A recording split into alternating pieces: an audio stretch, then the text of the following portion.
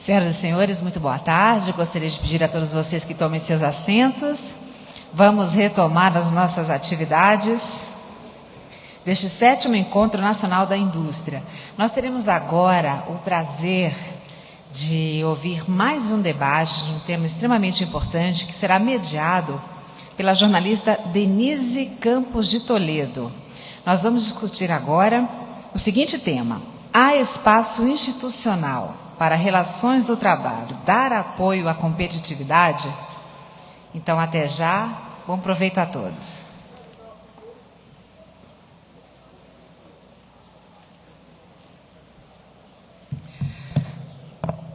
Boa tarde a todos. Para tratar desse tema tão relevante relacionado às questões do trabalho, eu gostaria de chamar aqui ao palco o ministro do Tribunal Superior de Trabalho e futuro presidente do TST, Carlos Alberto Reis de Paula. Chamo também o diretor de Relações Industriais da Fiat Chrysler para a América Latina, Adalto Duarte. O presidente do Conselho de Relações do Trabalho da CNI, Alexandre Furlan, e o professor titular da USP, José Pastore. Bom, essa nossa sessão tem a previsão de 1h30 de duração e a dinâmica do debate será a mesma da sessão anterior. Esperamos contar com a participação dos senhores na escolha das perguntas. Teremos 3 blocos de perguntas e os senhores poderão escolher uma delas em cada uma dessas aberturas às respostas aqui dos nossos debatedores. E para começar, eu gostaria de lembrar que a CNI está lançando neste evento 101 propostas para a modernização trabalhista. São questões aí que mostram os grandes problemas, entraves que nós temos atualmente na legislação trabalhista, que acabam comprometendo o desenvolvimento das empresas e, em boa medida, também atrapalhando até avanços do lado do mercado de trabalho, das condições dos trabalhadores. Nós temos várias questões aqui destacadas, os problemas e possíveis soluções para um encaminhamento melhor de todas essas questões, trazendo, na verdade, a modernização do sistema. O nosso tema aqui é se há espaço institucional para relações do trabalho, para que relações do trabalho deem apoio à competitividade. E eu gostaria de colocar primeiro essa questão, para iniciar o nosso debate, ao ministro Carlos Alberto Reis de Paula, exatamente essa questão da legislação. Nós temos uma legislação trabalhista no Brasil que foi definida, a sua base, em um momento do passado, em que as relações do trabalho, as relações práticas eram muito diferentes. E hoje, muitas vezes, decisões são tomadas com base nessa legislação e não acompanhando a modernização, negociações que nós temos entre as categorias, entre empregados e empregadores. Eu gostaria de saber como é que o senhor vê a possibilidade de alterações mais relevantes que levem a uma modernização, que facilitem essas negociações, evitando problemas que muitas vezes levam, inclusive, a dificuldades para a geração e manutenção de emprego. Boa tarde, ministro. Boa tarde, Denise. Bom, nós todos sabemos que no dia 1º de maio próximo, a CLT vai completar 70 anos de vida. É mais do que idosa, né? Aqui no Brasil, uma lei fala que com 60 anos é idoso. A CLT já foi alterada algumas vezes, mas o mundo foi alterado muito mais vezes que a própria CLT. Então, você me pergunta, a legislação trabalhista hoje é adequada? Eu digo, em termos, sim, em termos, não. Porque se eu for entender a legislação trabalhista, eu tenho que descobrir os princípios que norteiam o contrato de trabalho e a relação de emprego. Eu tenho que trabalhar com isso. Quanto à legislação positivada, é um grande desafio.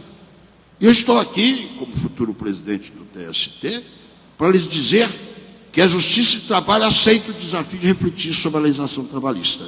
Porque, efetivamente, se nós pegarmos, eu só vou tocar um aspecto, só rápido, porque eu sei que o tempo meu é sempre curto.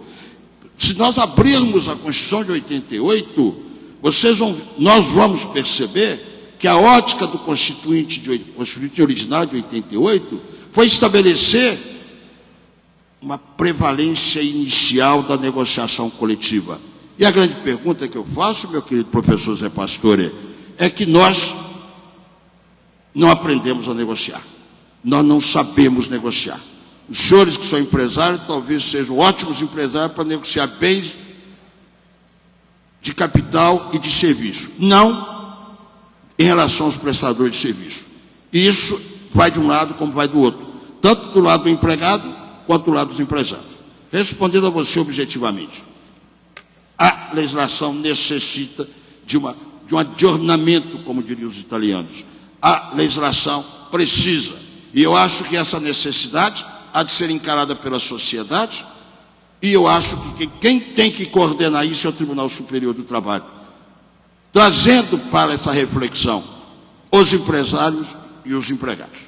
Agora, ministro, enquanto não ocorrem essas alterações na legislação, as decisões do tribunal não deveriam avançar mais no sentido de admitir negociações coletivas, mesmo negociações individuais, que na verdade tentam buscar a solução para problemas, para dilemas que ocorrem na prática, até pela modernização da economia, pelas novas relações que existem efetivamente? Eu acho que a premissa da qual você parte é um pouco radical. Nós, juízes, e eu sou juiz de carreira, e hoje eu sou ministro desde 98, nós admitimos a negociação coletiva.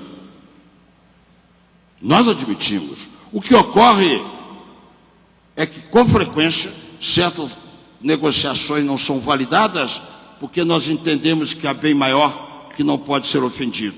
Dou-lhes exemplo.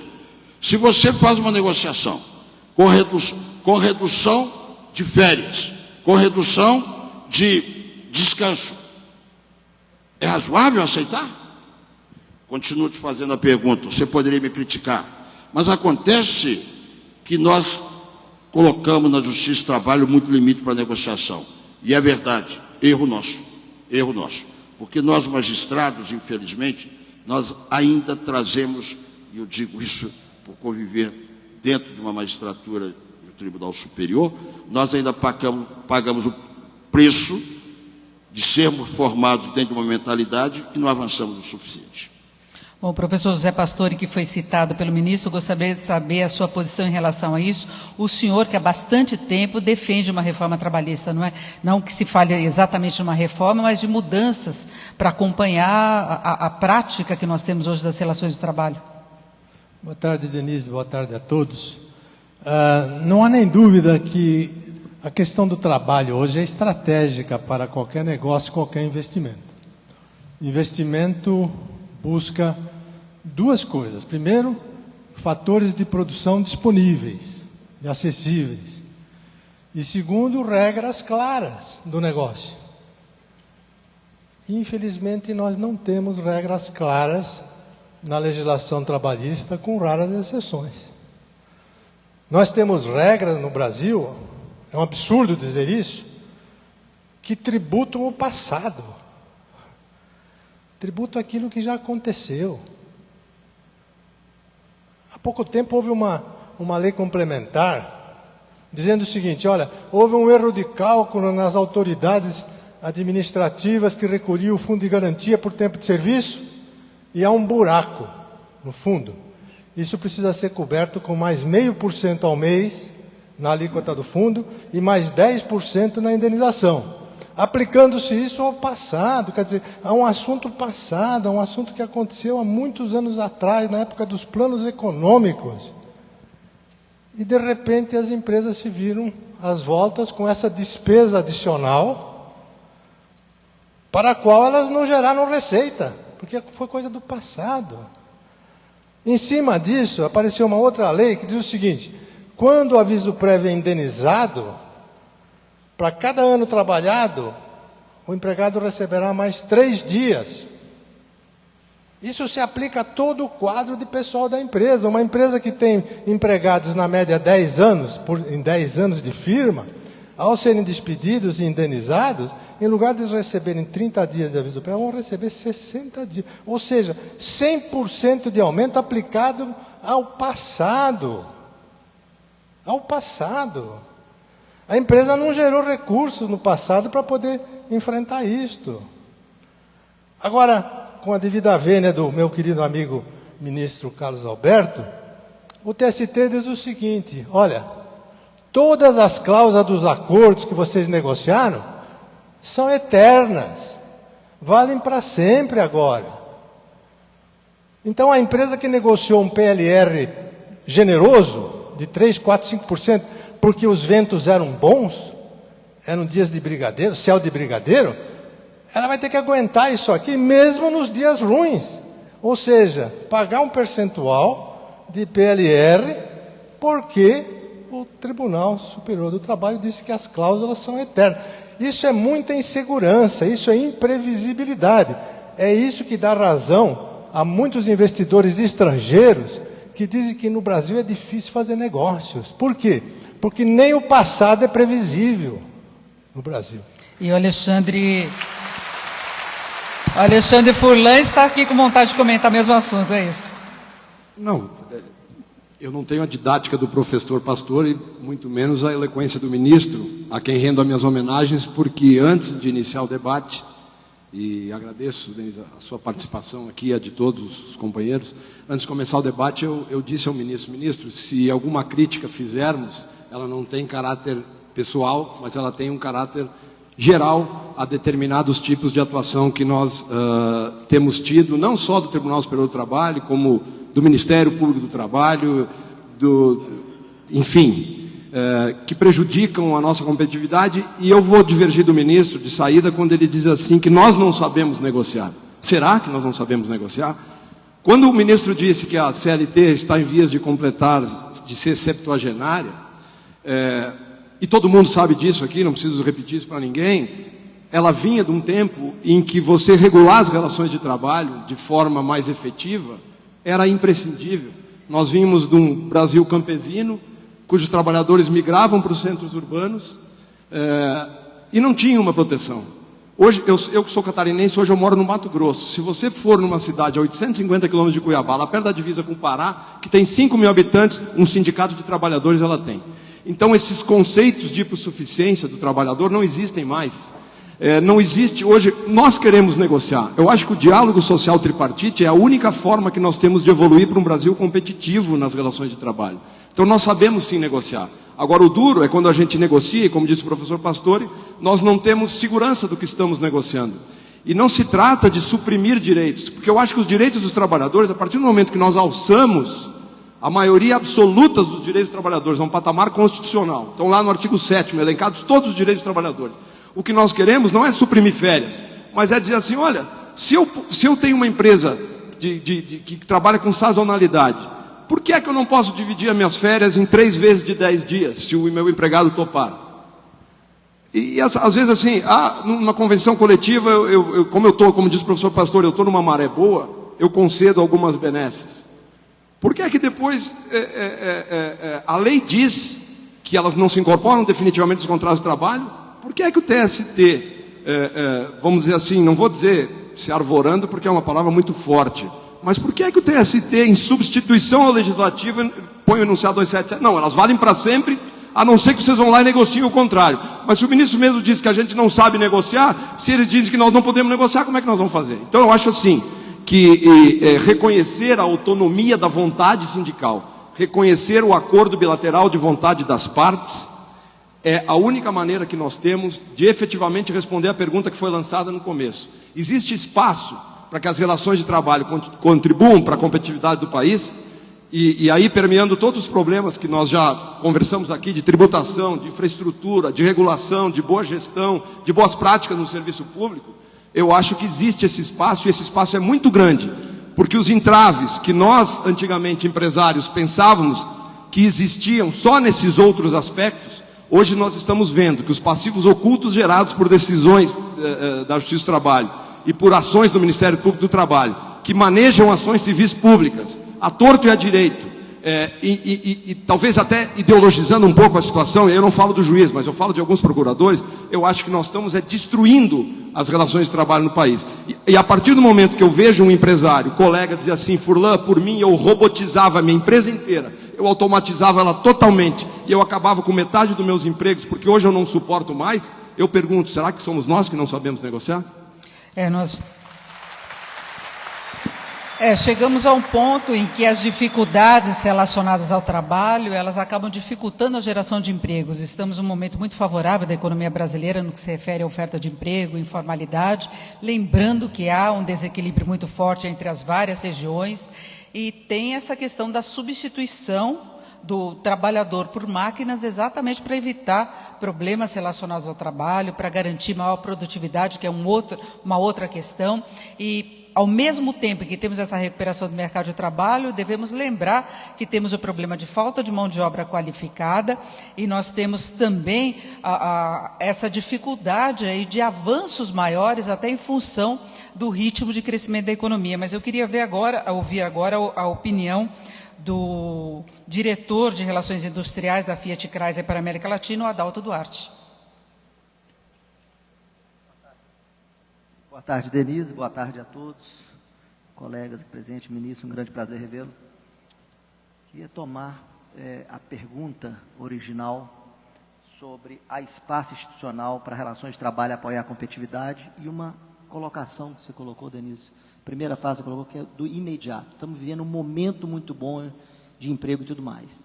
A resposta para a questão, no nosso ponto de vista, é: há espaço, mas nesse momento as relações de trabalho prejudicam a competitividade do país. Pode mudar? Claro que pode, porque as instituições são compostas de pessoas, de cidadãos, que querem o bem do país. E isso só vai acontecer no momento em que a gente muda o comportamento, senta numa mesa como essa, e hoje o ministro começou aqui dizendo que está disposto, já na sua gestão, a abrir esta mesa e dirigir essa reunião tripartite para escutar, para aprender juntos da experiência do Brasil e do mundo, porque sem essa predisposição a escutar, a aprender e entender que nós não estamos de lados opostos da mesa, e sim do mesmo lado, que é o lado do time do Brasil. Se nós não mudarmos os comportamentos, nós não vamos conseguir mudar. E a questão do imediato ela é fundamental, porque nós estamos fazendo coisas hoje no Brasil, estamos aumentando remuneração fixa e não variável. Estamos engessando a flexibilidade. E isso sem observar o longo prazo. O que isso quer dizer? Deixo uma mensagem muito clara com relação ao longo prazo. 20 anos atrás, neste fórum, nós estaríamos discutindo por que não seguir o modelo da França, da Itália, do contrato coletivo, da Grécia e assim por diante. Porque naquele momento eles faziam os ganhos também fixos, tiravam a flexibilidade, falavam de uma sociedade de bem-estar, mas não estavam olhando o que tinha depois da curva. A curva veio. É o nosso caso, nós estamos numa bela de uma autoestrada, mas não sabemos que daqui a pouco vai vir a noite, e essa noite a gente não sabe se a curva é muito dura ou não. Se a curva for dura, a gente pisa no freio no meio da curva? Talvez não. E esse é o problema. O que nós estamos fazendo não é sustentável. O que aconteceu agora na Grécia? De janeiro até hoje o desemprego aumentou de 11% para 55%. O que a Grécia fez? Reduziu o salário mínimo. 22% para uma população e 35% para outra população. Os contratos coletivos de trabalho não têm ultratividade, ou seja, o contrato coletivo na Grécia passa a ser de 3 anos e ele tem vigência máxima de 3 meses depois que ele expira. Depois, não precisa necessariamente fazer um acordo coletivo com o sindicato. Se 2/3 dos trabalhadores querem fazer um acordo, você pode fazer um acordo com eles. Não foi diferente na Espanha, não foi diferente na Portugal. Portugal reduziu o número de feriados em 4, permitiu o banco de horas sem precisar de negociação coletiva, reduziu a indenização na demissão, reduziu o número de dias de férias de 25 para 22. Todos esses países estão sofrendo com as mudanças. Quem é que não está sofrendo com a mudança? Quem não tem um sistema legal como o nosso, tem um sistema negocial. Exemplo, a Alemanha. Ninguém viu na imprensa uma grande comoção social na Alemanha. Entretanto, eles sentaram nas mesas e aumentaram a jornada de trabalho. Diferente da Itália, que o artigo 18 da estabilidade, que a gente quer copiar com a Convenção 158 do OIT, o artigo 18 foi alterado há poucos dias atrás com grandes movimentos populares, porque é lei. Quando você vai nos Estados Unidos, na indústria automobilística, altera os salários, você tem trabalhadores ganhando metade e vão ficar assim a vida toda por uma questão de acordo coletivo. No Brasil, a lei não ia permitir, teríamos que demitir todos que ganham mais. Ou seja, o modelo tem que ser negocial e a visão tem que ser de longo prazo. Nós estamos dando aumento real, fazendo uma série de concessões que vão se incorporar e quando vier a noite, nós não sabemos o que vai acontecer, porque o cidadão que recebe o benefício parte do princípio que nós avaliamos isso naquele momento. Que nós pensamos o seguinte, olha, nós só estamos dando porque isso aqui é sustentável. Ele não imagina que a gente não fez essa reflexão. Então, de fato, é o momento de rever o nosso comportamento, e esse comportamento passa por uma premissa básica: não se alterar no Brasil nenhuma lei, nenhuma norma, nenhuma jurisprudência sem que haja uma negociação, uma avaliação prévia tripartite, onde as pessoas se escutam e escutam os argumentos. Depois, a decisão tem que ser tomada. Bom, antes de ouvirmos o ministro do Trabalho, Carlos Alberto Reis de Paula, eu gostaria de chamar a participação de todos os presentes aqui, através do nosso primeiro bloco de perguntas, que tem relação exatamente com os temas que foram abordados até agora. Eu gostaria de que colocasse as perguntas. Os senhores terão 10 segundos aí para responder. A primeira é: quais são os principais pontos a serem modificados no sistema trabalhista brasileiro? Segunda, de que maneira é possível efetivamente dar mais poder e segurança às negociações coletivas de trabalho? E a terceira pergunta: como ampliar a representatividade e melhorar a atuação dos sindicatos patronais e dos sindicatos dos trabalhadores nas relações do trabalho?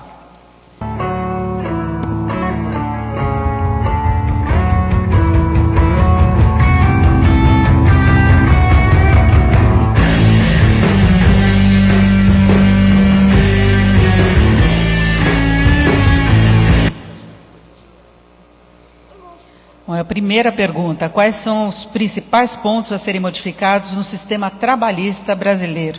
Então, ministro, eu gostei da sua posição em relação às questões colocadas pelos demais debatedores, e essa pergunta é escolhida pelos participantes aqui da nossa sessão. Minha querida Denise, primeiro vamos dizer o que é a legislação trabalhista brasileira. A legislação trabalhista brasileira tem um pecado capital. Ela é pormenorizada por excesso. Ela estabelece até o mínimo de férias que a pessoa pode, como se fraciona férias. Ela não respeita a dinâmica dos fatos. E tudo por quê, meu querido Alexandre Furlan? Porque os senhores talvez não tenham se apercebido, mas a Constituição de 88, quando houve a grande disputa entre o Centrão e o que aconteceu?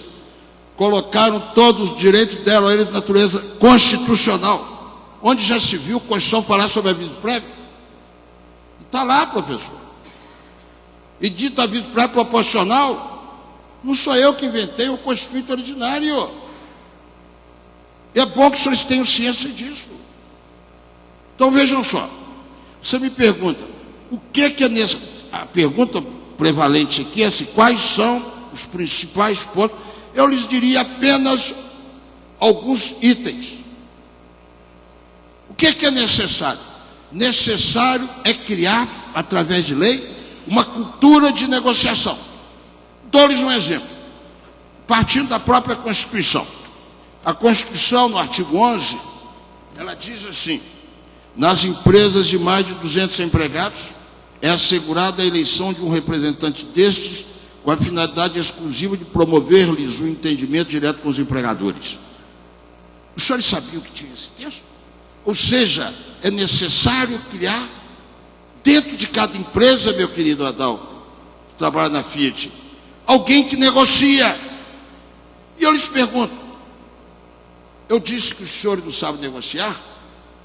É para provocar ele. Porque, de fato, o brasileiro não sabe negociar quando envolve capital e trabalho.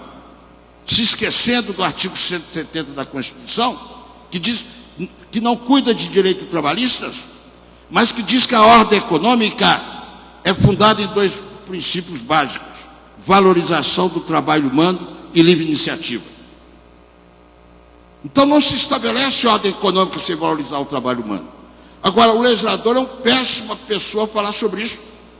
Porque eu continuo a entender, e aí o nosso querido Adalto tem razão, que essas leis trabalhistas tinham que ser estabelecidas a partir das próprias empresas, respeitadas as suas particularidades. Ministro, vamos ver o Alexandre, então. O brasileiro sabe negociar? Não, eu continuo dizendo que já amadurecemos o suficiente e que sabemos negociar, sim. Agora, se está lá no artigo 170, eu acho interessante aqui, porque o ministro Carlos Alberto é mestre, é doutor. Eu sou um empresário sofredor. Então, cada um no seu quadradinho. Mas eu diria assim, ministro, por exemplo, quando o senhor fala lá que tem lá que a valorização do trabalho está lá na Constituição. Alexandre, desculpa te interromper, tem um outro microfone, por favor, você passa. É porque esse aqui eu não estava conseguindo falar nele, por isso. Trocar, então. Mas eu queria dizer o seguinte, e quer mais valorização do trabalho do que nós termos levantamentos aqui que nos indicam que a produtividade do trabalhador brasileiro nos últimos 10 anos cresceu 3,7% e o nosso salário médio em dólar cresceu mais de 100%. Quer dizer, nós estamos valorizando o trabalhador. Nós não estamos valorizando a necessária competitividade das empresas brasileiras para se inserir num mundo globalizado que nos impõe desafios. Nós não podemos entender que nós temos que caminhar em termos de legislação do trabalho pelo mesmo caminho que o Adalto acabou de dizer que percorreu o mundo mais adiantado e que hoje está ficando para trás do Brasil, não porque as nossas relações de trabalho estão adequadas à modernidade, mas porque nós, felizmente, temos um conjunto de fatores, não temos conflitos internos étnicos, não temos conflitos religiosos, temos matéria-prima abundante, temos um país que o povo é ordeiro. Agora, temos, sim, uma legislação ultrapassada e que precisa ser mudada. E eu acho que isso a gente já discute há 15 anos, mais de 15 anos. E é como o ministro disse, se o básico foi alçado ao patamar constitucional, e que aí não nos cabe questionar se deveria ou não deveria, eu também acho que não deveria, mas, poxa, nós não valorizamos o trabalho. Eu acho que o que está acontecendo hoje é que nós não valorizamos o empresário, porque a Constituição brasileira diz, também, a Constituição, que o governo tem que prover todo cidadão educação, segurança, saúde. Se eu não dou um plano de saúde complementar para o meu funcionário e ele tiver que ir para o SUS, temos problema. Se eu não dou segurança na minha empresa, roubo a bicicleta do funcionário, não sei o quê. Se eu não faço educação de jovens e adultos, eu não consigo ter gente educada. Então, além de ter que sofrer com o que eu estou sofrendo, de ter uma legislação trabalhista arcaica e que não funciona nos dias modernos, eu ainda tenho que fazer o papel do governo e mais, ainda pagar 40% de imposto para sobreviver. Como que acontece isso? Aí eu tenho 50% das pessoas na informalidade no país, 50% de informais. Onde é que estão esses 50% de informais? Estão trabalhando. Nós temos um índice dos mais baixos de nível de emprego do mundo. Sim, mas nós temos um índice de informalidade tão grande que se um dia eles vierem para dentro da formalidade, é aí que eu não sei o que acontece com a Previdência. Ministro, tem um problema também exatamente do risco relacionado a decisões da Justiça com base na legislação. A visão que o juiz terá em relação a determinada questão. A pesquisa realizada pela CNI apontou que 86% dos empresários veem a questão trabalhista como um dos grandes entraves na gestão dos negócios, 94% vê problemas em relação à tributação, mas entre esses 94%, a maioria coloca a oneração da folha, então indiretamente também relacionada à questão trabalhista. Então, há um risco relacionado, além de problemas da própria estrutura legislativa brasileira, problemas relacionados a decisões com base nessa legislação e uma visão diferente que a Justiça pode ter, não? Querida, vão agora tratar do mundo da economia e do mundo empresarial. O que os senhores querem? Os senhores querem produtividade. A produtividade determina a competitividade. Estou falando coisa certa, professor? E a competitividade, basicamente, ela tem dois fatores básicos, em minha ótica. A necessidade de um avanço tecnológico, estou sendo rápido, e de eficiência. E quando vocês abordam a eficiência, e aí chega o seu tema, vocês apontam duas questões. O aprisionamento pela legislação trabalhista e o aprisionamento pela legislação tributária. Os senhores têm razão? Tem. E não tem. Tem no sentido de que a nossa legislação realmente nos desafia a uma atualização. Eu não fujo disso, mas repito sempre, e por isso eu estou aqui negociando com os professores e com os líderes empresários aqui. O que nós temos de fazer é conversar. Quando eu falei, citei a Constituição, é que é necessário que nós estabelecemos um diálogo entre empresário e empregador. E o poder, nós somos do poder judiciário, nós não criamos lei, eu sou intérprete de lei. E eu não posso ficar nessa história como a Geni de Chico Buarque de Holanda. Porque eu não sou legislador, eu tenho de interpretar. E eu tenho limites na minha interpretação, que direito é ciência, assim como a medicina é ciência. Agora, veja só, eu insisto a vocês, você me dá 1 minuto só para eu responder uma questão em que o professor recebeu aplauso, merecidíssimo, mas eu faço questão de destacar um aspecto. Quando nós mudamos, que você abordou isso, a súmula 277, é bom que vocês entendam o seguinte. O que é que diz? A súmula 277 diz assim: as cláusulas normativas de sentença normativa, acordo coletivo e convenção coletiva se incorporam ao contrato e só podem ser alteradas por negociação coletiva. Não é assim? Porque eu ajudei a redigir isso. E assumo a responsabilidade de ter participado disso. Primeiro, nós temos precedentes. Segundo, a Constituição mudou. E o que a Constituição mudou? O texto de 88, é bom que os senhores entendam, o artigo 114 diz assim: recusando-se qualquer palavra segundo, recusando-se qualquer das partes à negociação coletiva ou arbitragem, é facultada às mesmas, de português está errado, hein? Se as mesmas, é fim da picada, eu sou de português, de comum acordo, que outra bobagem, o acordo tem que ser comum, senão não é acordo, ajuizar dissídio coletivo de natureza econômica, e preste atenção, podendo a Justiça do Trabalho decidir o conflito. Respeitadas as disposições mínimas legais de proteção ao trabalho, vírgula, bem como as convencionadas anteriormente. Está no texto da Constituição que foi mudado. Nós não inventamos nada, está no texto da Constituição. Então, o que acontece? O meu querido Adalto citou Itália. Você sabe que o que nós consagramos na nossa súmula foi a que é denominada ultratividade condicionada, porque pode a negociação coletiva, porque há ultratividade incondicionada. E é bom você falar em Alemanha, é bom você falar em Itália, é bom você falar em França, é bom você falar em Países Baixos, que todos eles têm a mesma norma. E é bom também você falar em Espanha, que a Espanha está em crise, e o Real Decreto-Lei 3 deste ano, ele, quando alterou o problema dessa ultratividade, ele a limitou e estabeleceu um prazo mínimo de 2 anos de manutenção da cláusula. Agora, os senhores entendam bem. O que foi dito, porque em respeito à Constituição, é o seguinte. O professor fala e eu faço questão de esclarecer os senhores. Não se está dando eternidade à cláusula, porque, vocês me desculpem, nós, julgadores, e eu sou por formação e de paixão há 33 anos, nós não somos inocentes e nós não desconhecemos realidade. Nós temos várias formas, professor, de levar as pessoas a negociar. Porque o mundo muda, a situação muda. Hoje o mundo está bom, meu querido fulano, e amanhã piora. E a causa não pode permanecer. O direito civil tem um instituto chamado rebus sic stante. Você está lembrado disso? As coisas permanecem enquanto subsistem. Se altera, eu tenho de mudar.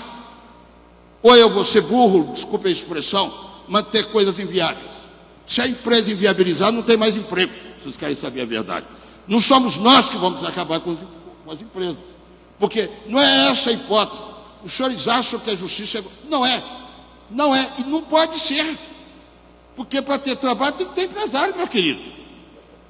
Ou a outra. Você tem outra equação para isso? Então eu não falo mais nada, porque já...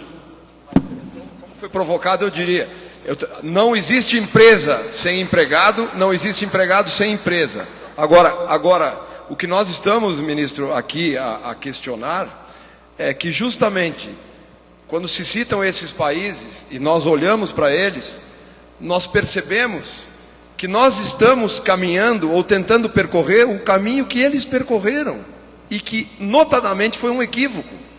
Então, é uma crescente burocracia, é um monte de obrigações acessórias, é uma dificuldade de contratar. Quer dizer, os passivos ocultos que estão sendo criados, ministro, eles são de tal monta que tem empresas que não sobrevivem.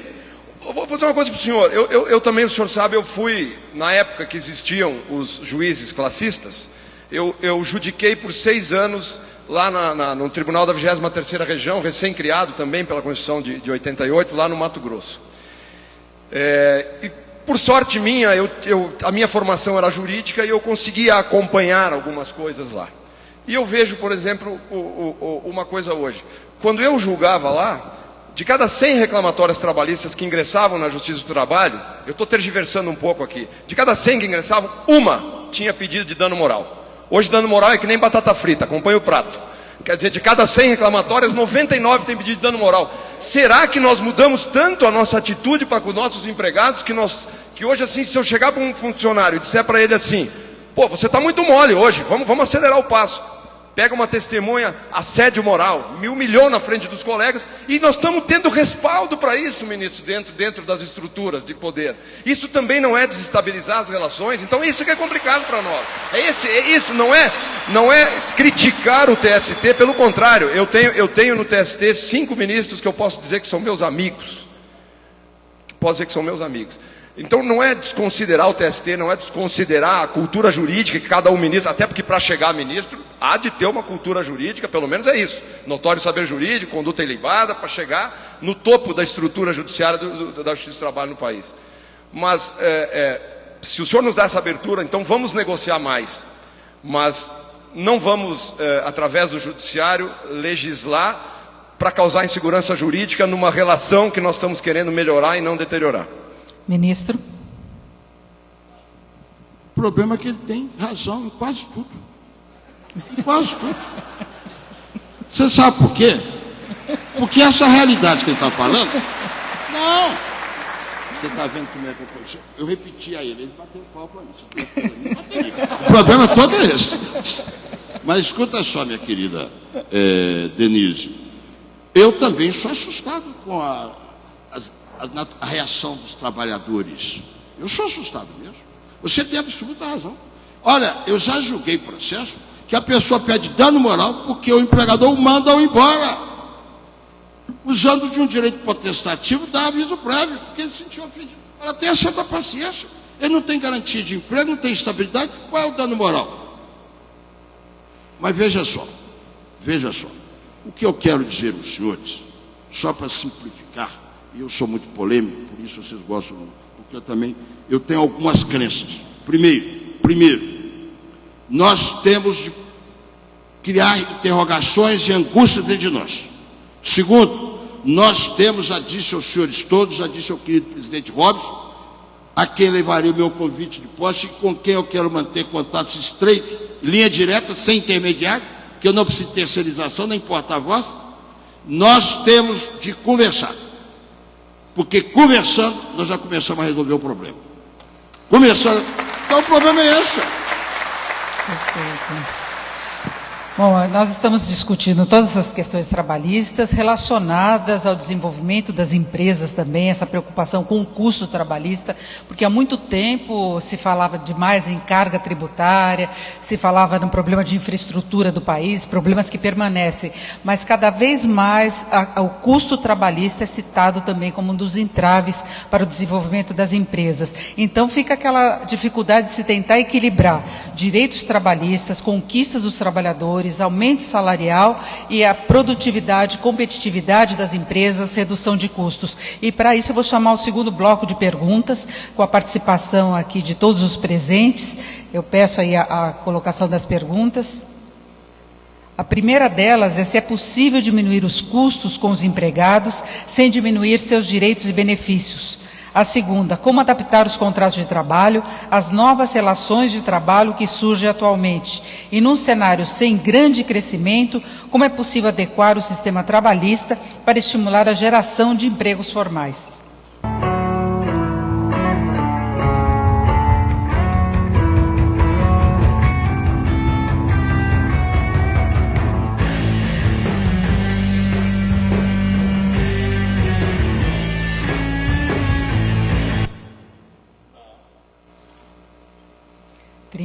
Por pouco, a primeira ganhou. É possível diminuir os custos com os empregados sem diminuir seus direitos e benefícios? Eu gostaria de ver a primeira posição do professor Pastore. Eu acho que essas três questões aí, elas teriam a mesma resposta, sabe? no meu entender. Eu acho que tudo é possível de ser acertado, bem acertado no campo do trabalho, quando as partes se respeitam e quando elas têm poderes para fazer acordos livres. E no Brasil nós, infelizmente, ainda não temos poder para fazer acordos livres. Nós estamos aqui discutindo questão do trabalho para a sobrevivência das empresas e a sobrevivência dos empregos. E isso passa pela questão da eficiência, da competitividade, da produtividade, que foi aqui lembrada pelo caro ministro Carlos Alberto. E no bloco anterior perguntava-se quais são as prioridades, né, para mudar. E eu fiquei tentado em dizer o seguinte, que são tantas que não dá para a gente falar que são prioridades, mas o fundamental no Brasil, eu acho que é exatamente debates como esse, para criar uma nova mentalidade. Uma mentalidade onde cada parte, cada poder procura entender, procura estar na pele do outro, para ver quais são os problemas da outra parte. Infelizmente, nós estamos um pouco atrasados nesse campo. Nós vemos que nessa questão do custo do trabalho, felizmente, tivemos nos últimos 12 meses uma tomada de consciência do Poder Executivo. O Poder Executivo caiu a ficha, porque viu que sem competitividade não vai haver nada no país. Nem empresa, nem emprego, nem exportação, nem mercado interno, nem nada. Eu queria colocar a questão da desoneração da folha, se o senhor acha que é um avanço. Então, a desoneração foi uma medida importantíssima, no meu entender, e reconheceu o exagero do custo do trabalho no Brasil, que não redunda isso em perda de benefício para os trabalhadores. A desoneração não tem nada a ver com perda de benefício, mas tem que ver com um alívio no custo do trabalho para o lado das empresas. Então, houve uma tomada de consciência do Poder Executivo, e essa medida foi tomada por quem? Pelo Ministério da Fazenda. E é o Ministério da Fazenda que está tomando outras medidas que afetam de modo positivo o trabalho, como é o caso de desoneração de outros tributos, como é o caso até do lançamento até do programa do microempreendedor individual, que foi iniciativa do Ministério da Fazenda. Por quê? Porque no Ministério do Trabalho, onde deveria ser a casa, onde deveria ser o nascedouro dessas propostas, nada acontece. Há um ano atrás,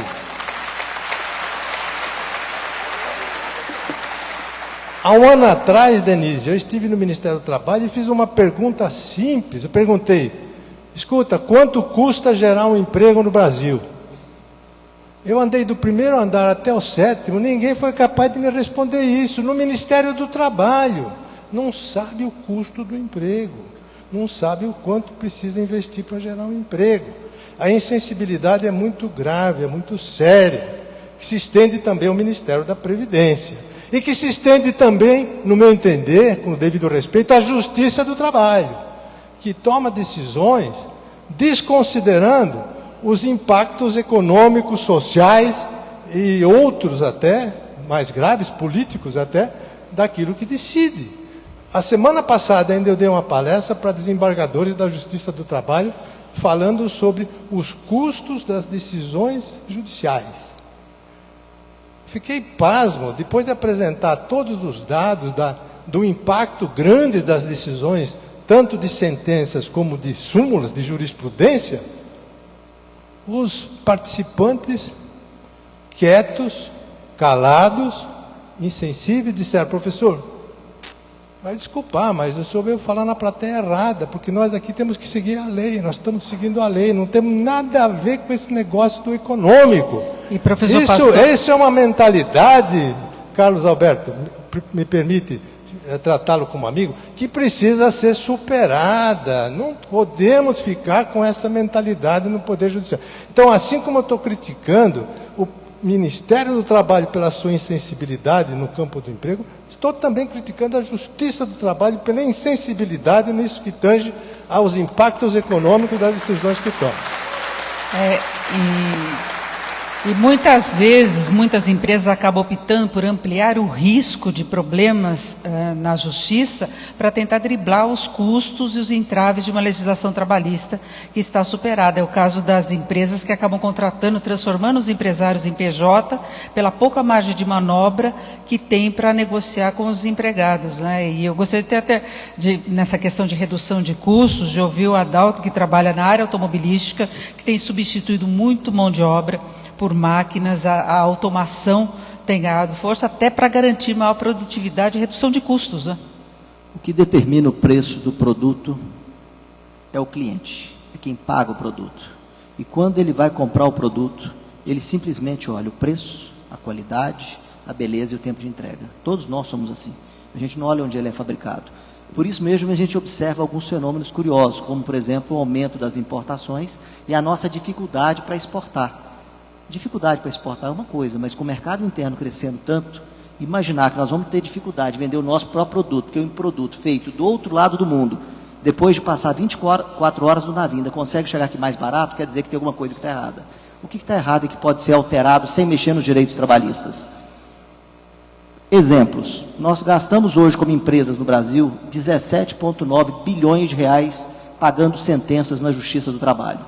Pode ser que grande parte disso, 15 bilhões, seja decorrente de dificuldades que nós temos de interpretação. Você dá uma interpretação com o seu sindicato, exemplo.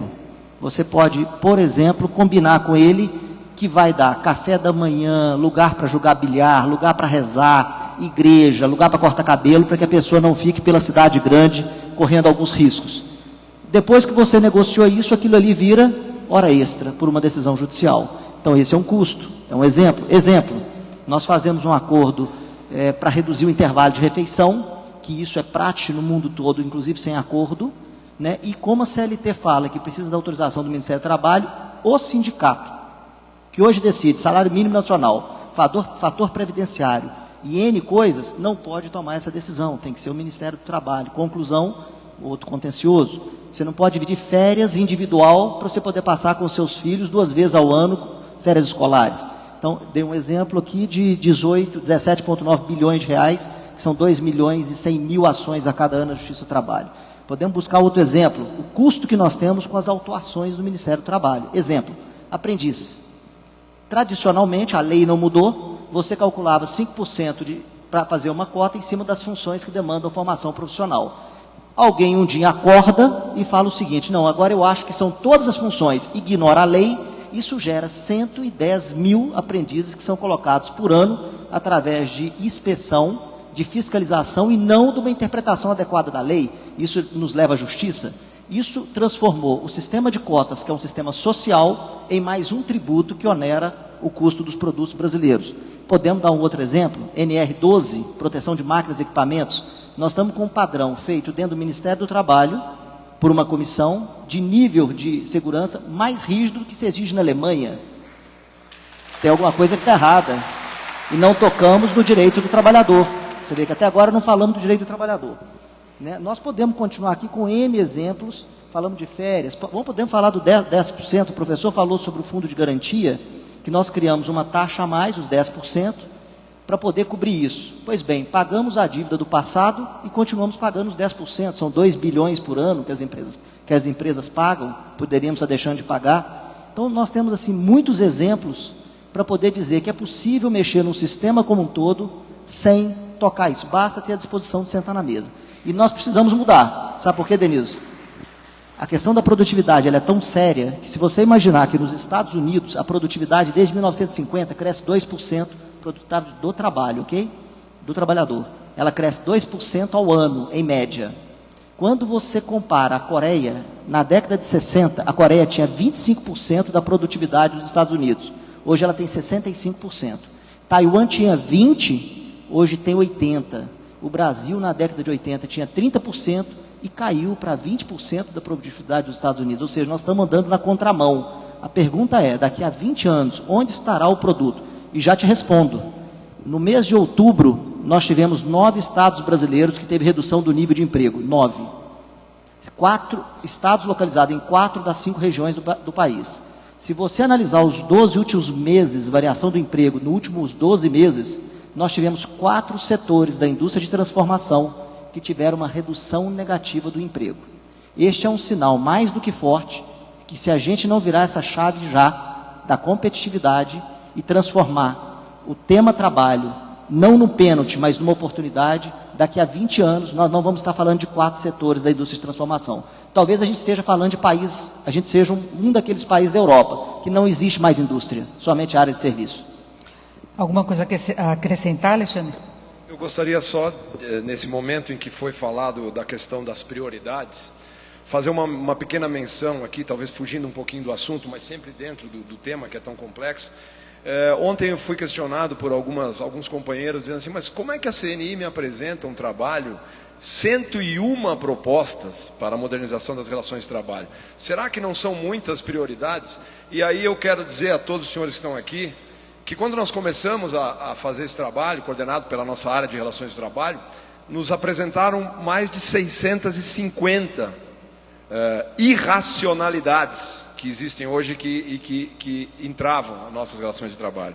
Então, em verdade, essas 101 propostas, talvez esse número, por que 101 propostas, né?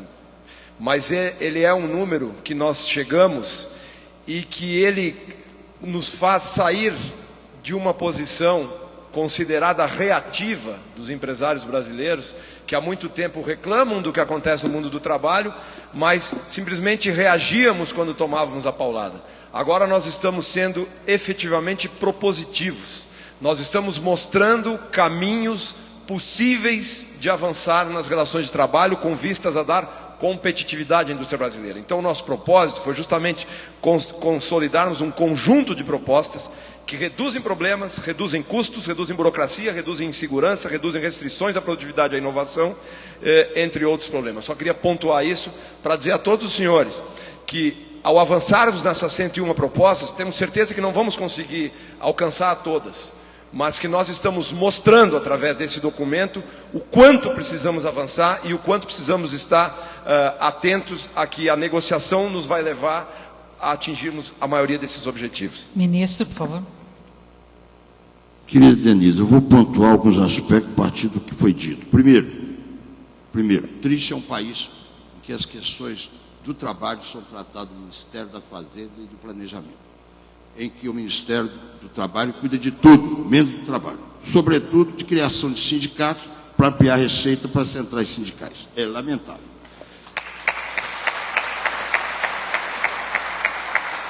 Mas vou dizer mais. Rápido. Primeiro, o meu querido Adalto fez uma ponderação dizendo da redução, da consequência de redução de intervalo. Nós já julgamos no TST problema de redução de intervalo para motorista, deu um problema, que ainda tem uma jurisprudência. O problema, meu querido Adalto, e aí vai uma questão curiosa, e eu vou alcançar meu querido professor aqui. Isso que o professor sentiu, essa angústia, eu a tenho sempre, porque, infelizmente, boa parte dos juízes não tem a sensibilidade com os problemas dos outros. Essa indiferença, dizer que a lei disse, não é verdade. Que a lei não diz nada, quem diz é o juiz. O juiz é que interpreta a lei. A lei é gozada. As pessoas, eu sou professor, eu sou formado em filosofia também. E eu me aposentei terça-feira lá no UNB. Eu sou professor de faculdade desde 85, com 35 anos de serviço, porque dei aula anterior. Eu me aposentei terça-feira. Mas eu acho impressionante a pessoa ter essa visão. Nós temos o nosso regime, vocês sabem disso, ele é romano-germânico. Nós temos códigos, lei. Agora, quem é que falou que a lei diz tudo? Para que o juiz existe? O juiz existe para interpretar, criar através da lei. Porque se não for para isso, acaba com o juiz, põe no computador. É muito fácil. E a circunstância de o juiz ter de interpretar, professor, é que ele tem que mostrar essa sensibilidade. A lei é a mesma. Há dispositivo na CLT que estão comemorando 70 anos. E eu posso aplicar com os horários de 70 anos atrás? Então, professor, eu lamento, mas eu confesso, infelizmente, parcela significativa do magistrado tem essa atitude. E para terminar, eu vou fazer uma última... Rapidinho, se me permita. Você me chamou, eu sou obrigado a falar. Pode concluir. Veja só. Quando eu disse negociar, eu vou lhes mostrar uma coisa. Viu, Adalto? Vou mostrar uma coisa para vocês. Por que os senhores não se preocupam em aproveitar esses 10% do fundo de garantia, que eu acho que vocês ajudaram até a criar, não sei bem. Eu acho que vocês ajudaram a criar, não ajudaram? Pois é. Por que vocês não aproveitam esses 10% do fundo de garantia e criam, com a pressão suas, um fundo, a contraparte ao seguro-desemprego, um fundo de emprego. Ou seja, quando, no momento de crise, vocês teriam o direito de reduzir o salário até X, e esse fundo complementaria o salário. Ministro, Ou houvesse uma redução de jornada de trabalho. Professor Pastore agora quer falar sobre essa questão. Ministro, eu gostaria de só dar uma parte nesse ponto aqui, seu. A questão do seguro-emprego é muito louvável. É muito louvável. Mas 2 pontos. Primeiro, já há muito recurso no FAT, não precisa pegar dinheiro nenhum de outro lado para poder sustentar. 23 bilhões com o seguro-desemprego e muito desse dinheiro, muito do dinheiro do seguro-desemprego, ele é desperdiçado porque as leis são de má qualidade. Os trabalhadores podem muito bem fazer o que fazem, provocam uma demissão, pega o seguro-desemprego, levanta o fundo de garantia, recebe a indenização, arranja um emprego informal e decuplicam os seus ganhos. Isso é que tem que mudar. Isso é que tem que mudar. Segundo ponto, ministro. Esses 10% do fundo de garantia tiveram origem naquilo que foi considerado o maior acordo do mundo, feito entre os empregadores, os empregados e o governo, com o compromisso de utilizar isso enquanto fosse necessário. Muito bem, em 2006, terminou o 0,5% porque a dívida já tinha sido paga e os 10% não terminaram. Eu acho uma péssima ideia querer usar o 10% para qualquer outra finalidade, porque esses 10% já estão marcados para morrer. Ministro. Dá um minutinho só. Agora o seu raciocínio está incompleto. Eu vou te explicar por quê. Nasceu para morrer e não morreu. Para onde ele está indo? Não, me responda. Se tiver ido para o FAT para fazer o que eles fazem com o dinheiro do FAT, é um absurdo. Pronto, estão indo os 10%. Está indo num lugar indevido, porque não devia ir. Mas qual é o lugar indevido? O Tesouro não precisa disso. A própria lei que criou esse fundo e os 10% disse o seguinte, que se por acaso faltasse dinheiro para pagar a dívida, o Tesouro bancaria. O Tesouro não só deixou de bancar, como também está recolhendo indevidamente esse recurso que não tem nada a ver com o seguro-emprego, porque o seguro-emprego pode ser feito com recursos do FAT. Olha, então, veja só seu raciocínio. Os 10% foram criados, deviam ter acabado, não acabaram, estão indo para um lugar que não devia, que é o Tesouro. O que é melhor, ir para o Tesouro ou para o empregado para ajudar a situação de vocês? O melhor é ir para o empregado através de emprego. E o emprego depende das empresas. Então tem que ir para as empresas e as empresas vão gerar emprego. Agora, o Adalto que motivou essa discussão. Temos que desonerar o custo do produto, porque o cliente não está comprando o nosso produto, porque ele está com preço alto. Tudo que nós pudermos cortar, temos que cortar. Se era indevido, temos que cortar de imediato. Não só esse custo, mas todos os outros. Exemplo, 5.000 interdições nós teremos nas nossas máquinas este ano no Brasil. Nenhuma delas assinada por um superintendente do Ministério do Trabalho e Emprego do Estado. Todas elas serão feitas por auditores através de um processo de delegação que a lei não permite.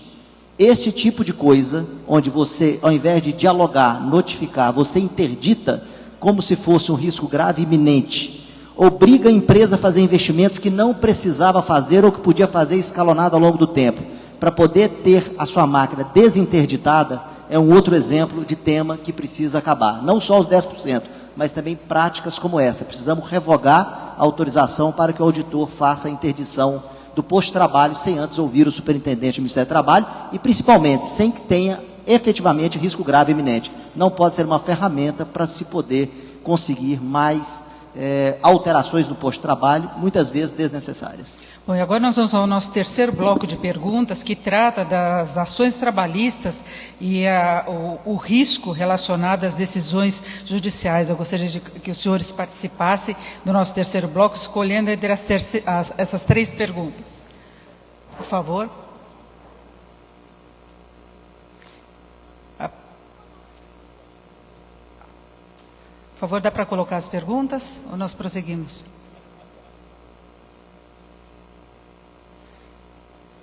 Bom, eu vou ler as perguntas aqui e os nossos debatedores podem abordar, porque exatamente a primeira delas é de que maneira, agora sim, de que maneira é possível diminuir o número de ações trabalhistas por parte dos empregados, que foi muito discutida já aqui essa questão. O que fazer para reverter o atual quadro de insegurança jurídica na área trabalhista? E como trazer as instituições do trabalho para uma agenda de competitividade com proteção ao trabalhador?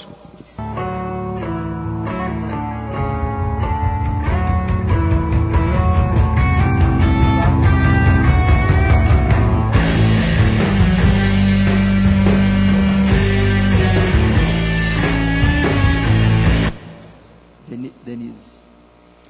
Nós temos a segunda pergunta. O que fazer para reverter o atual quadro de insegurança jurídica na área trabalhista? Eu acho que temos que começar pelo ministro, né? Denise, e vou acrescentar ao ministro para ver se ele pode responder o seguinte: se nós já temos juizado de pequenas causas, civil, penal, por que não trabalhista? Além da pergunta do B. Eu respondo com a seguinte palavra: o juizado especial civil e criminal, a origem dele é o próprio processo do trabalho. Nós já somos juizado especial. Ponto final, depois te conto a história. Porque exatamente nós reproduzimos o que nós devíamos fazer. Nosso procedimento sumarício é juizado especial. Mas nós queremos acabar com o processo em 3 meses. Não, meu filho.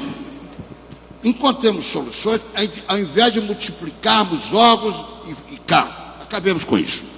Olha aqui, ó, o problema da segurança jurídica. Vou ser rápido. O problema é o seguinte: os senhores ficam olhando para mim e acham que o grande causador disso é o Tribunal Superior do Trabalho. Ou os tribunais. Equívocos seus. Nós colaboramos, mas não somos os únicos responsáveis.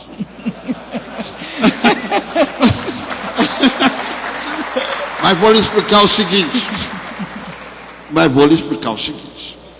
Primeiro, eu vou fazer uma pergunta aos senhores. Os senhores que estão no mundo empresarial, da indústria há algum tempo, os senhores têm a empresa igualzinha de 20 anos ou 30 anos atrás? Não precisa responder, não, porque eu tenho a resposta pronta. Agora, a justiça de ontem, de 20 anos, tem que continuar sendo a justiça de hoje? Eu não quero resposta, eu quero que vocês me deem essa resposta depois em conversa. Agora, eu vou lhe dizer uma outra coisa. Por que eu disse que nós temos parte? É porque, às vezes, ao juiz falta sensibilidade. E conta fato no argumento. Em relação ao que o professor falou, é verdade. O juiz acha, eu vou brincar, que ele é parente do ET de Varginha. Ele é um extra sobre-humano. E ele devia ter... Eu fui diretor da Enamate, eu sempre digo isso. O juiz tem que estar no meio do povo, no meio do empresário, para sentir a pessoa. Porque é muito fácil você julgar sem conhecer as pessoas. O duro é conhecer as pessoas e saber com quem que se dialoga. Porque dar sentença e proferir decisão é dialogar com a sociedade. Daí porque eu acho que isso também, numa contrapartida, significa uma reflexão por parte dos magistrados. E isso me leva a reiterar uma coisa: vamos conversar. Sem conversar não dá. Alexandre. Bom, ainda bem que o ministro não vai precisar fazer eu discordar dele, porque ele já disse um pouquinho, mas é que esse pouquinho o ministro está se espichando ultimamente. Porque veja bem, deixa só algumas coisinhas assim. Um dia eu fui procurado por um estado aqui na CNI, que me dizia que lá no estado, nesse determinado estado, não vou citar aqui, estavam com problemas porque alguns juízes começaram a decidir que a insalubridade não era mais pelo salário mínimo, 10, 20 ou 40%, de acordo com o grau, mínimo, médio ou máximo, mas sim sobre o salário base ou sobre o piso normativo da categoria estabelecido em acordos e convenções e tal. E o juiz decidia porque dizia que a Constituição Federal não permite a vinculação do salário mínimo para qualquer fim. Muito bem. E quando nós fomos parar para pensar, só num setor da atividade econômica nós já tínhamos 40 milhões de passivos trabalhistas, de quem, em momento algum, deu aso ao problema, que é o empresário, que está pagando o que diz a lei, ou que vinha sendo pago, com segurança jurídica. Eu devo, eu pago. Aí entramos como amicus curiae numa ação no Supremo, e o Supremo disse: não se vincula o salário mínimo para pagar, inclusive para a insalubridade. Porém, enquanto não tivermos uma legislação específica, vale o que está agora. Muito bem. Sabe o que vai acontecer? Vai acontecer que isso vai continuar as sentenças, e daqui a pouco, nós não temos 40 milhões de passivo. Nós temos 200 milhões de passivo, porque, data vênia, o TST vai dizer que é verdade, não pode. Então, vamos julgar assim. Você me permite uma observação? Eu permito, mas eu só queria concluir o raciocínio. Então, eu falei então de insalubridade. Mesma questão do aviso prévio proporcional, mesma questão agora da questão da estabilidade de gestante em contratos provisórios, mesma questão, por exemplo, da súmula 429, de você adentrar a portaria da empresa e aí fica a hora extra porque você não chegou em 10 minutos do seu posto de trabalho. Eu trabalhei numa empresa que tinha 7 mil funcionários. Aí o sujeito chega, larga o seu filho de manhã na escola e chega na empresa 20 minutos antes de entrar no ambiente de trabalho, ou de bater seu cartão.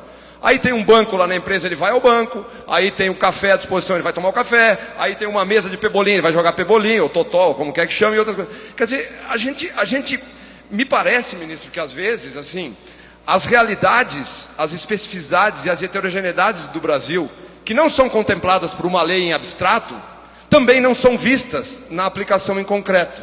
E eu acho que o senhor falou uma coisa que o senhor tem muita razão.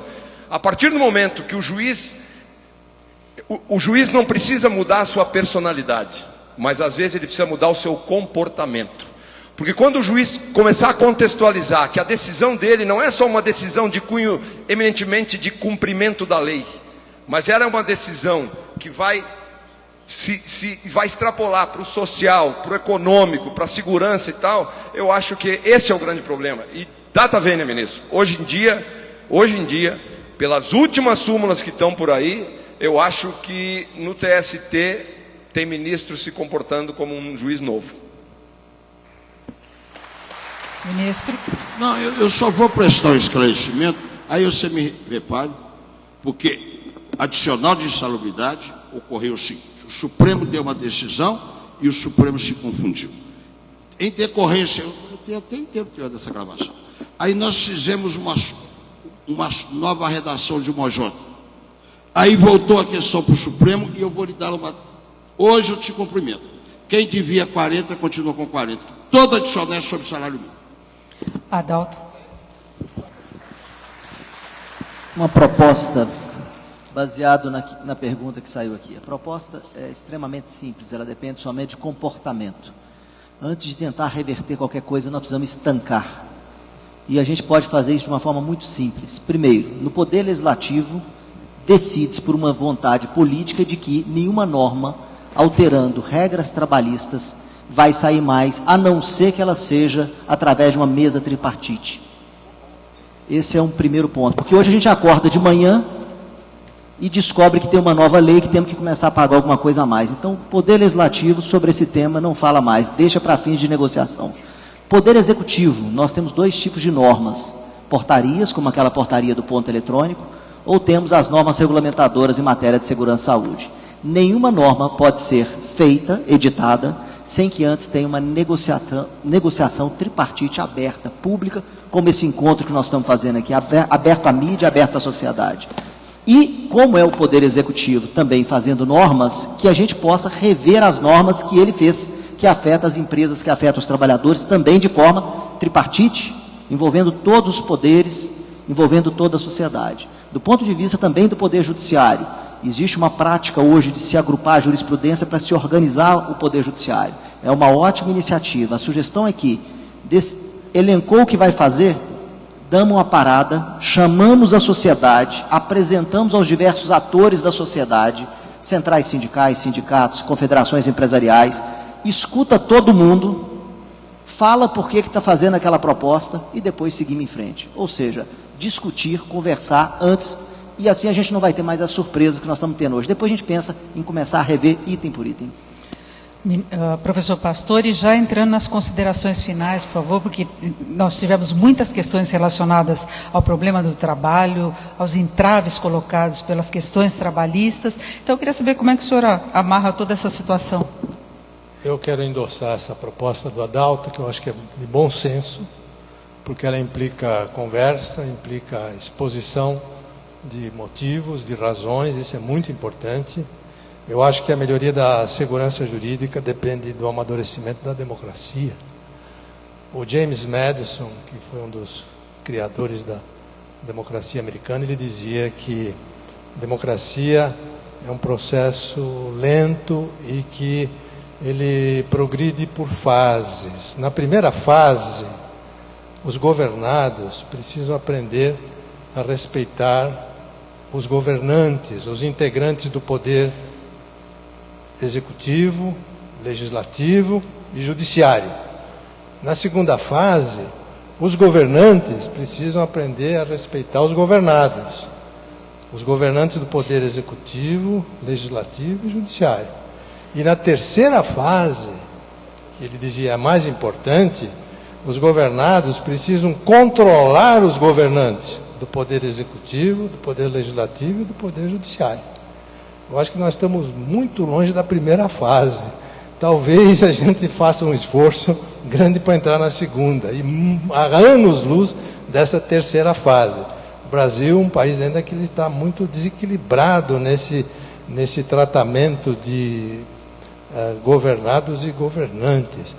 Olhando a Constituição Federal e perguntando o seguinte: quantas vezes existe a palavra direito e quantas vezes existe a palavra dever? A palavra direito aparece 76 vezes na Constituição Federal. E a palavra dever apenas 4 vezes.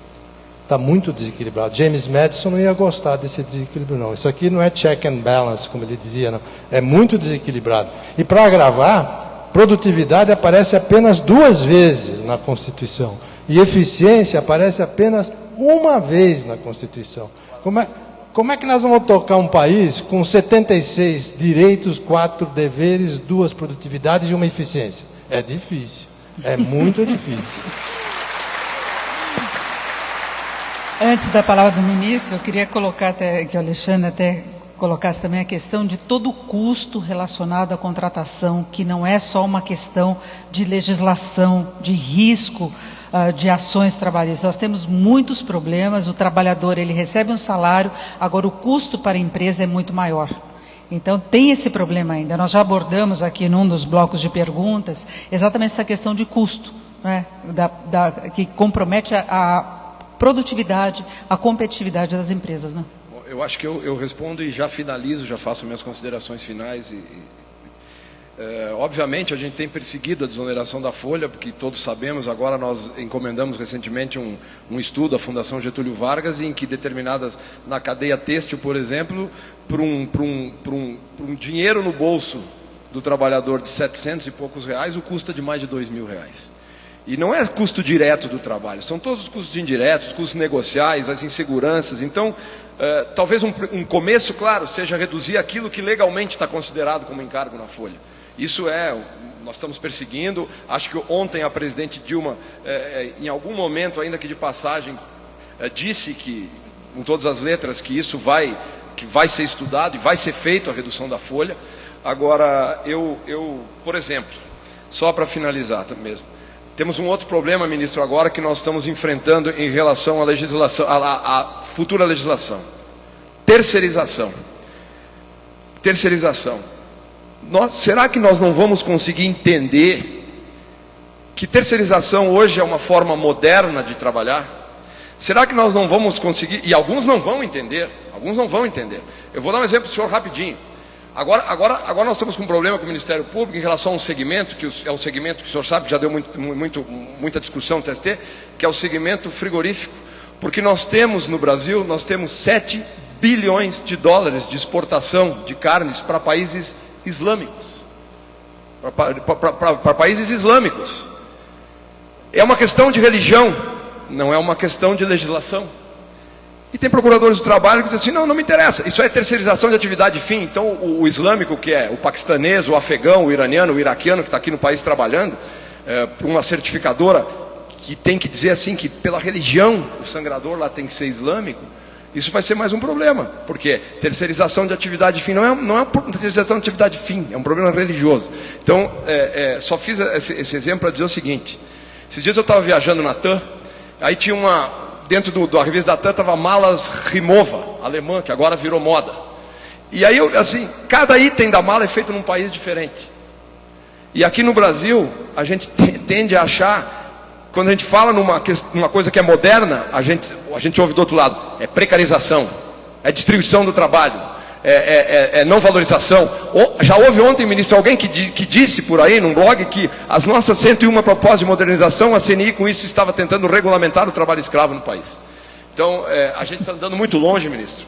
E eu diria o seguinte, para finalizar, que a adequação necessária, as especificidades, a heterogeneidade da realidade das relações de trabalho nesse nosso país continental é essencial que a gente negocie, que a gente respeite a negociação, para que a gente possa maximizar ganho não só para a empresa, que é quem mantém o país, mas também para o trabalhador que precisa, deve e pode manter seu emprego, se nós olharmos para a modernização e se nós quisermos olhar para aquilo que vem sendo feito e tem sido um retrocesso nos países que se dizem mais desenvolvidos e daqui a pouco vão ficar para trás porque não olharam essa questão das relações de trabalho como uma questão substancial e tiveram um outro foco e quando acordaram já foi tarde demais. Obrigado pela atenção que todos nos dispensaram. Adalto, mais alguma coisa a acrescentar antes do ministro? Que o ministro foi meio alvo aí de várias críticas, né, pela questão da posição da justiça, a instituição que ele representa. Adalto, mais alguma coisa a acrescentar aí? Obrigado a todos, né, foi um momento espetacular, mas a mensagem que fica é, o Brasil daqui a 20 anos é feito hoje. Qual será a competitividade do nosso país daqui a 10 e a 20 anos? Quais serão as regras? Se nós antes podíamos exportar e hoje temos dificuldade de exportar, estamos importando e essa curva da balança comercial em diversos setores já inverteu, o que vai acontecer se isso continuar daqui 10, 20 anos?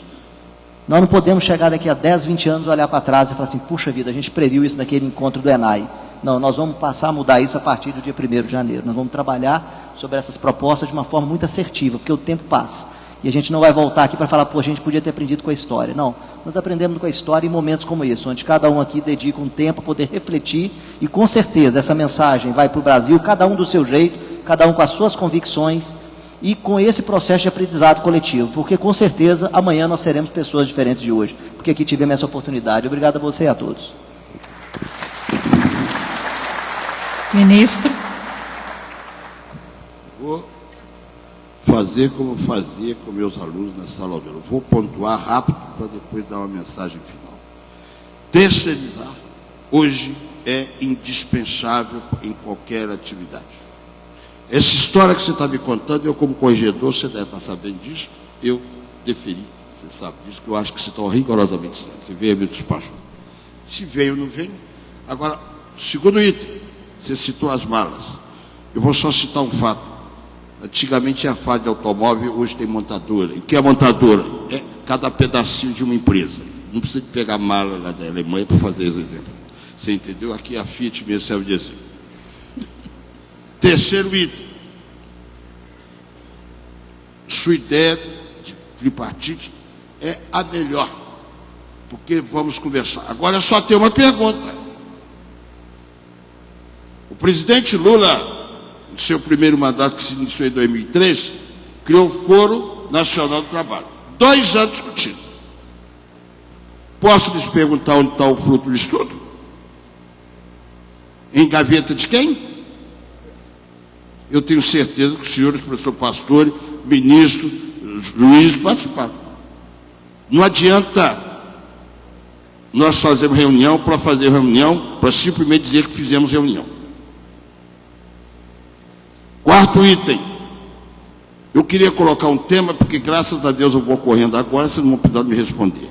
Por que vocês investem no empregado Isso tem um custo. E depois, não pensam em reduzir o número de rotatividade dos empregados. Por que há tantas reclamações trabalhistas? Fica só a pergunta, que eu não quero resposta. Porque eu vim aqui para interrogar. Marcar o próximo seminário. É porque eles vão atrás do seguro-desemprego, da despedida, dos 45 de garantia e todas as coisas. Não, mas eu estou acabando. Estou acabando. Então, feche a torneira do seguro-desemprego. Não é assim, professor? Se o seguro-desemprego está mal usado, é porque está mal regulamentado. Porque a regulamentação está permitindo abuso. Tudo que é abuso está mal regulamentado. Lógico que é. Lógico que é. Está pronto?